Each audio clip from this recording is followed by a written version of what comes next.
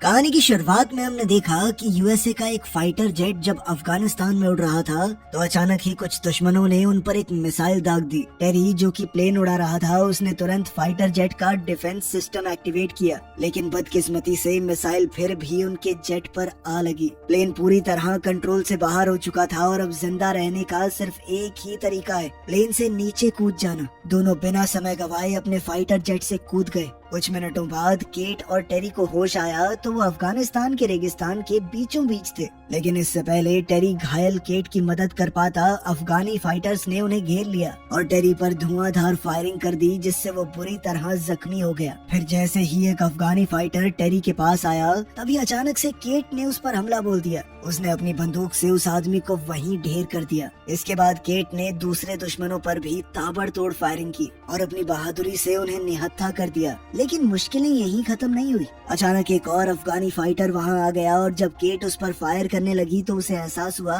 कि उसकी बंदूक में तो गोलियां खत्म हो चुकी हैं। मजबूरन उसने वहां से भाग निकलने का सोचा, लेकिन इससे पहले कि वो दुश्मन के हाथों मारी जाए टेरी ने हिम्मत जुटाई और उस अफगानी फाइटर को गोली से उड़ा दिया। इस बहादुरी के बाद टेरी अपनी आखिरी सांसें गिन रहा था। इस हादसे से केट पूरी तरह टूट चुकी थी। वो अपने साथी के पास गई तो टेरी ने उससे माफी मांगी क्योंकि वो उन दोनों को उस मुश्किल से बाहर नहीं निकाल पाया। ये सुनकर केट की आंखें भर आई। अब उसका सिर्फ एक मकसद था, किसी भी तरह रेस्क्यू टीम से बात करना। उधर दूसरी तरफ बाकी अफगानी फाइटर्स ने देखा कि उनका लीडर अभी भी जिंदा है। साथ ही उन्हें ये भी पता चला कि अमेरिकन फौज वहां से फरार हो गई थी। कुछ देर तक चलने के बाद केट को दूर से दुश्मन की गाड़ियों का एक पूरा काफिला नजर आया जिन्होंने पूरे इलाके को घेरा हुआ था। केट ने तुरंत फैसला किया कि यहाँ रुकना खतरनाक है, इसीलिए वो छुपने के लिए पास के एक बंकर की तरफ भागी। लेकिन बंकर तक पहुँचने से पहले ही दुश्मनों ने उसे देख लिया और उस पर धुआंधार फायरिंग शुरू कर दी। उनके लीडर ने तो केट के ऊपर एक मिसाइल फायर की, लेकिन वो किसी तरह बच निकली। फिर जैसे ही धुआं साफ हुआ तो केट ने देखा कि धमाके की वजह से बंकर का दरवाजा खुल गया था। अब केट बिना एक भी सेकंड गवाए बंकर के अंदर घुस गई। तभी एक दुश्मन उसके पीछे दरवाजे तक आ गया तो केट ने अपनी पिस्टल से उसे मार गिराया। खैर इसके बाद केट ने देखा कि वो ऐसी सीढ़ियों के सामने खड़ी थी जो शायद सैकड़ों मीटर गहरी हैं, लेकिन उसके पास कोई चारा तो था नहीं, इसीलिए उसने नीचे उतरने का फैसला किया। उसे कुछ भी समझ नहीं आ रहा था कि ये कैसी जगह है, पर फिर भी वो धीरे धीरे आगे बढ़ रही थी। तभी पीछे से उसे दुश्मनों के आने की आहट सुनाई दी तो बाहर का रास्ता ढूंढने के चक्कर में केट और अंदर चली गई। फिर जैसे ही वो बंकर के एक हिस्से में गई तो उसे बहुत गंदी स्मेल आई और थोड़ी आगे जाकर उसकी आंखों के सामने जो खौफनाक मंजर आया उसे देखकर वो बहुत बुरी तरह डर गई।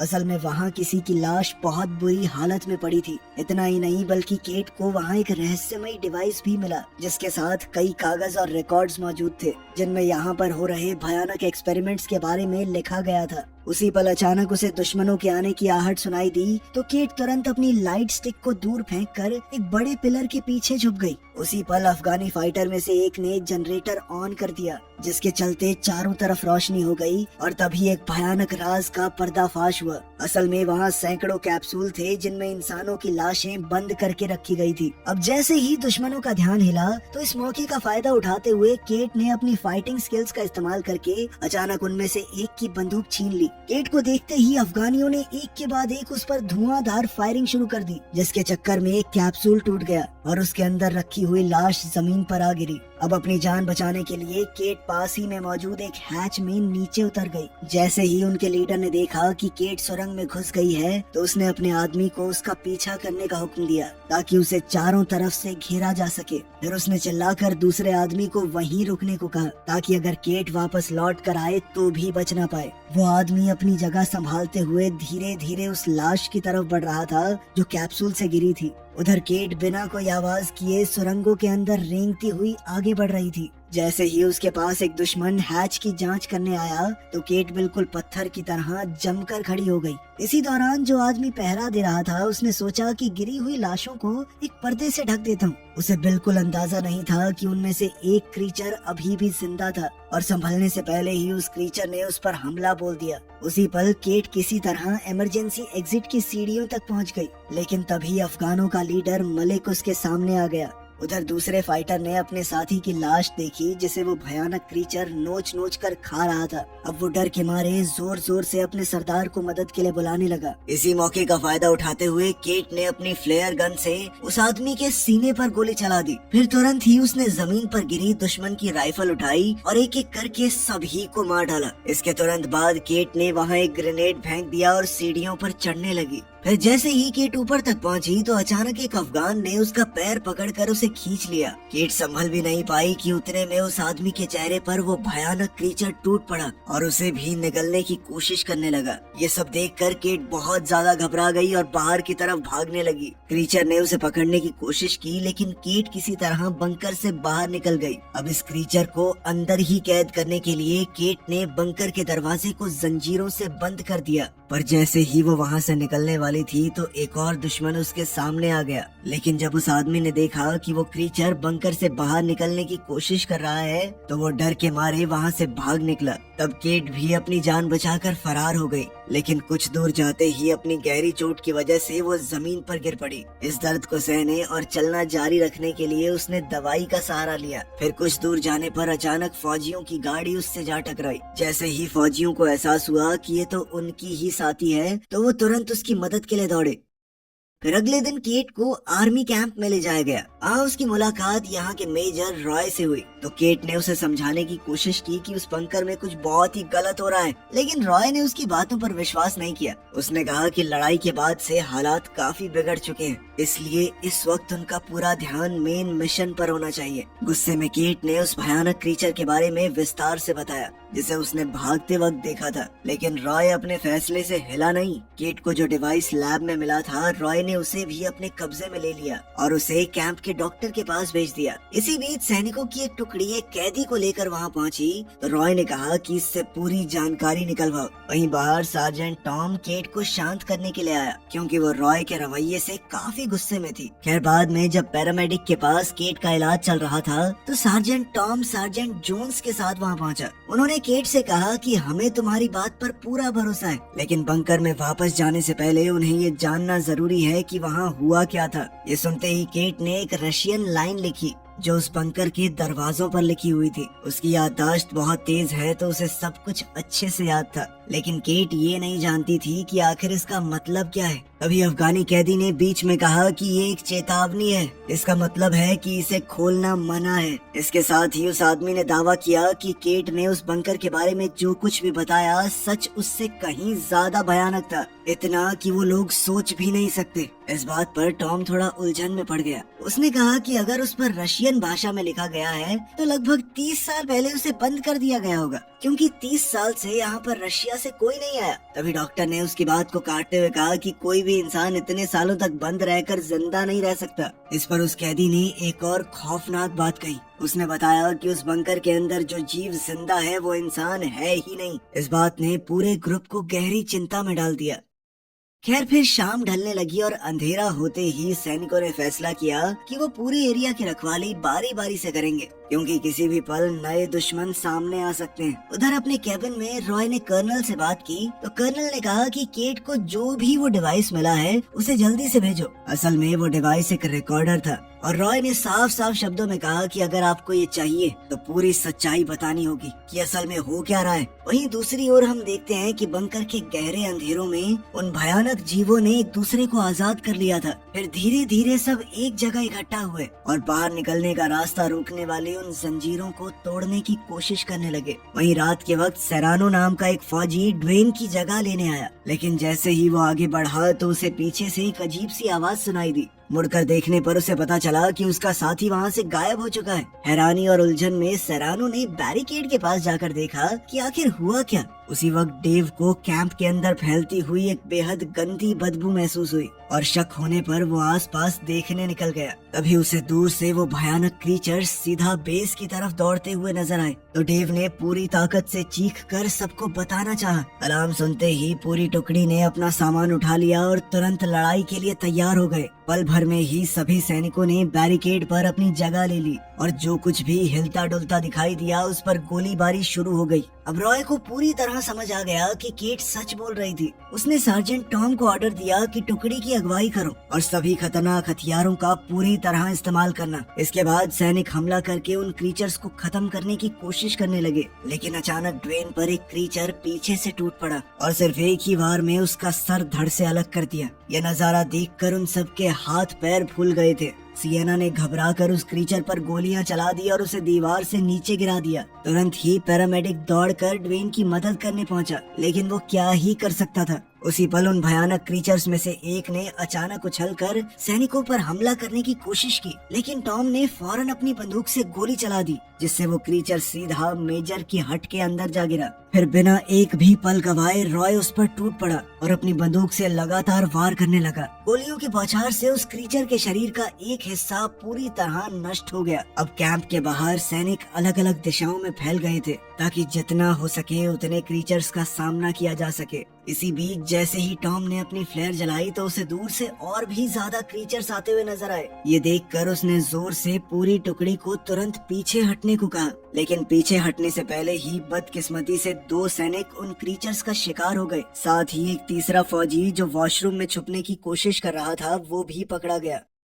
उधर जैसे ही केट को एक क्रीचर के पास आने की आवाज आई तो उसने जल्दी से हथियारों की संदूक खोलने की कोशिश की, लेकिन वो संदूक नहीं खुली और कैबिन के अंदर घुसते ही उस क्रीचर ने केट पर जोरदार हमला बोल दिया। इसके बाद उस भयानक क्रीचर ने अपनी लंबी जुबान से उसे जकड़ने की कोशिश की। अफगानी कैदी ने जैसे तैसे खुद को आजाद किया और जल्दी से वो हथियारों वाली क्रेट खोल दी। फिर उसने जल्द ही एक मशेटी उठाई और पूरी ताकत से क्रीचर पर जोरदार वार किए, जिसके बाद वो क्रीचर जमीन पर गिर पड़ा और केट तब भी गुस्से से लगातार उस पर वार करती रही। वहीं बाहर कैंप में पूरी तरह अफरा तफरी मची हुई थी। एक फौजी अपनी मशीन गन से लगातार उन क्रीचर्स पर हमला कर रहा था, लेकिन मौका मिलने पर एक क्रीचर ने उसे भी मार डाला। इसके बाद वो भारी बंदूक फायर करते हुए अपने आप घूमने लगी और गोलियां सीधा फ्यूल कैंस पर जा लगी। अगले ही पल पूरे कैंप में एक भयानक विस्फोट हुआ और इस धमाके के बाद सैनिकों ने देखा कि एक क्रीचर बिल्कुल उनके सामने खड़ा था। तब उन सब ने मिलकर आखिरकार उसे मार डाला। उसी पल मेजर ने देखा कि उसकी बंदूक की गोलियां खत्म हो गई थी।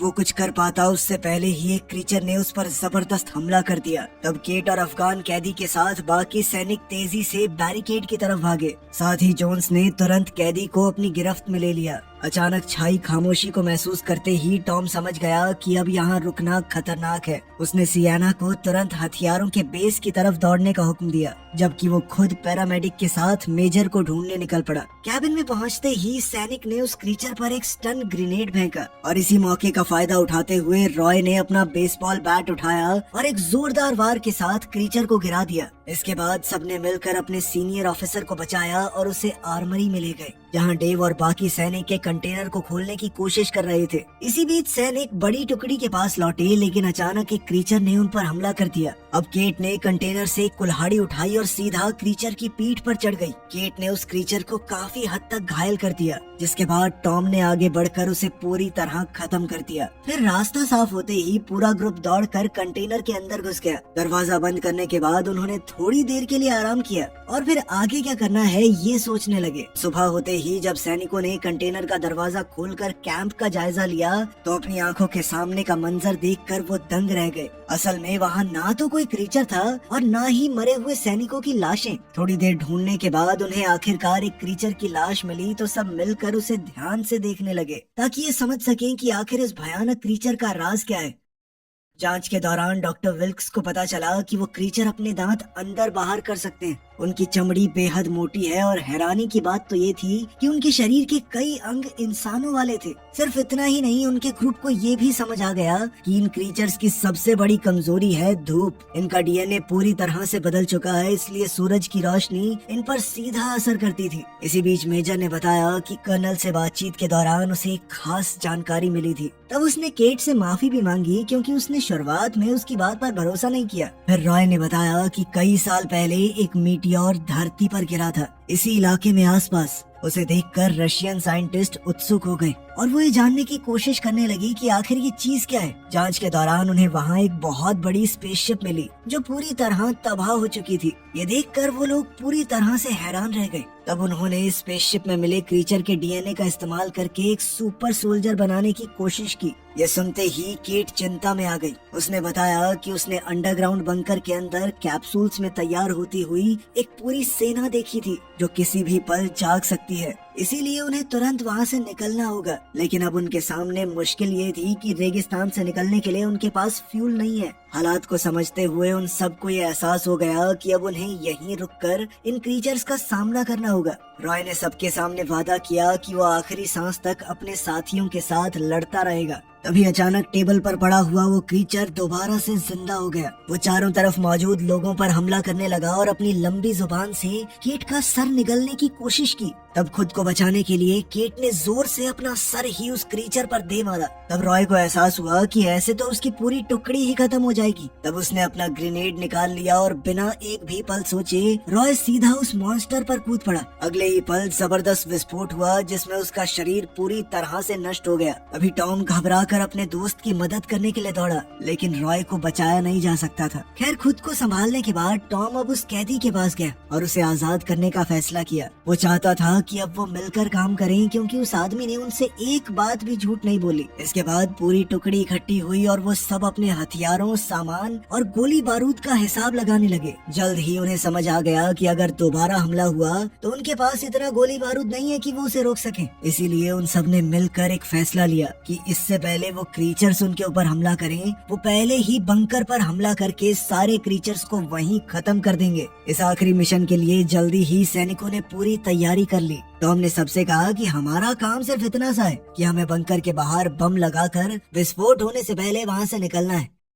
जैसे ही वो बंकर के पास पहुँचे तो टॉम, जेम्स, केट और वो कैदी कबीर, सिर्फ ये 4 लोग बंकर के अंदर घुसे। बाकी फौजी बाहर ही रुक गए। उन्होंने बिना वक्त बर्बाद किए अलग अलग जगहों पर विस्फोटक लगाकर वहाँ से निकलना शुरू कर दिया। लेकिन बाहर निकलते हुए टॉम की नजर जमीन पर पड़े हुए एक मेडालियन पर गई जो असल में केट का था। उसे उठाने के लिए जैसे ही वो सीढ़ियों की तरफ बढ़ा तो अचानक एक क्रीचर ने उसे पकड़कर जोर से नीचे खींच लिया। कुछ ही सेकंडों बाद केट को रेडियो पर टॉम की आवाज सुनाई दी। उसी पल उसे समझ आ गया कि क्रीचर्स ने टॉम को कैदी बना लिया है। अपने दोस्त को बचाने का पक्का इरादा करते हुए केट ने बाकी सैनिकों के साथ फिर से नीचे जाने का फैसला किया ताकि टॉम को ढूंढकर वापस लाया जा सके। अब एलिवेटर क्रेन को चलाने के लिए विल्क्स मिलिट्री व्हीकल के अंदर ही रुका रहा। हालात बहुत खराब थे, लेकिन फिर भी सभी लोग नीचे अंडरग्राउंड एरिया तक पहुंच गए। इसी दौरान मेडिक को रेडियो पर एक अलर्ट सुनाई दिया जिसमें ऑर्डर्स मिले कि अगले 20 मिनट के अंदर अंदर उन्हें पूरे इलाके को खाली करना होगा।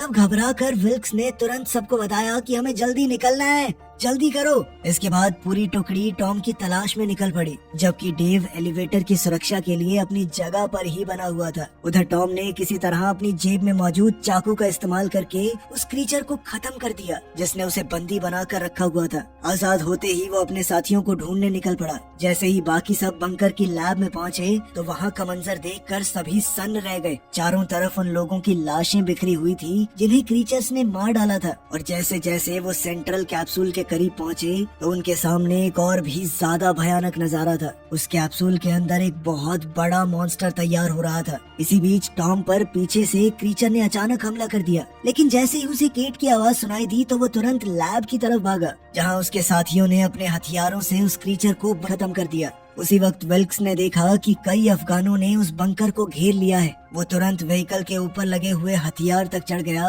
और बिना रुके उन पर फायरिंग शुरू कर दी ताकि खतरे को दूर रखा जा सके। उधर एलिवेटर के पास डेव कई सारे क्रीचर्स से घिर चुका था। उन पर गोलीबारी करते हुए उसने इमरजेंसी अलार्म भी एक्टिवेट कर दिए। अब तक केट को एहसास हो चुका था कि मॉन्स्टर्स ने उन्हें फंसाने के लिए जाल बिछाया है। उसने तुरंत ग्रुप से कहा कि हमें जल्दी से यहाँ से निकलना होगा और फिर उन्होंने पीछे हटकर दरवाजा बंद कर दिया। लेकिन जोन्स को ये बात समझ आ चुकी थी कि क्रीचर्स क्रैंक को घुमाकर दरवाजा खोल सकते हैं, इसीलिए उसने पूरी ताकत से क्रैंक को पकड़ लिया और अपने साथियों से कहा कि वो सभी वहाँ से निकल जाएं, जबकि वो खुद दुश्मनों को रोकने के लिए पीछे रह गया।